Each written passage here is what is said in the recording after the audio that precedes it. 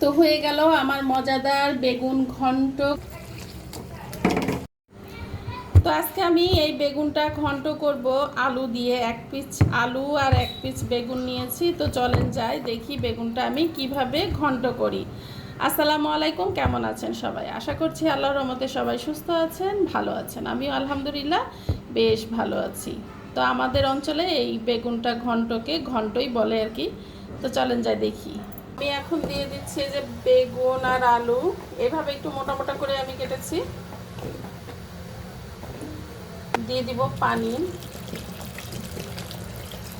কাঁচা মরিচ, পেঁয়াজ, হলুদ গুঁড়ো, দিব লবণ।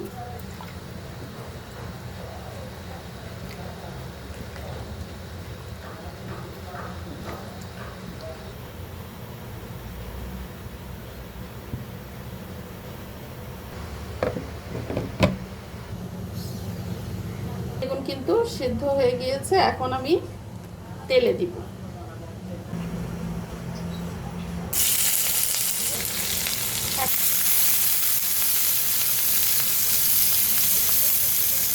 কিছু চিংড়ি মাছ,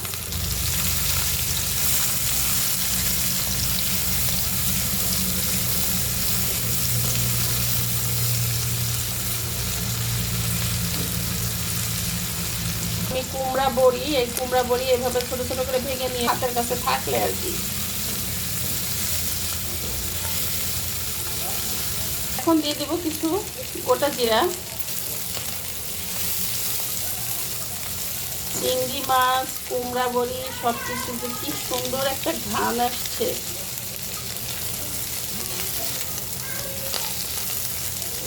সুন্দর করে ভেজে নিতে হবে। আর এই ভাজাটা দিয়েও কিন্তু এক প্লেট ভাত খেয়ে নেওয়া যায়। তো এখন আমি বেগুনটা দিয়ে দিব।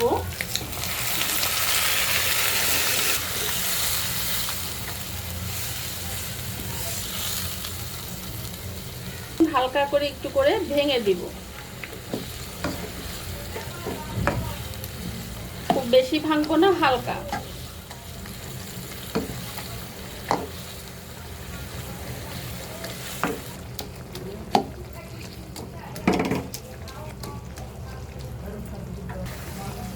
আমার বেগুন ঘন্টটা হয়ে গেল। তো আমি এই যে এইভাবে একটু একটু করে ভেঙে দিয়েছি, আর আলুগুলি সবই ভেঙে দিয়েছি।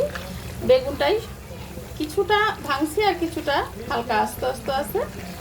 তো এই তো মজাদার বেগুন ঘন্ট আমার হয়ে গেল, চিংড়ি মাছ দিয়ে, কুমড়া বড়ি দিয়ে।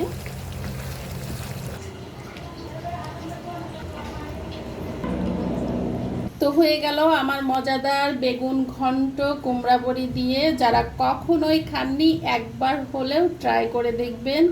2 প্লেট ভাত অনায়াসে খাওয়া যায় এবং মাংসর চাইতে কোনো অংশেই কম না। সবাই ভালো থাকবেন, সুস্থ থাকবেন। আল্লাহ হাফেজ।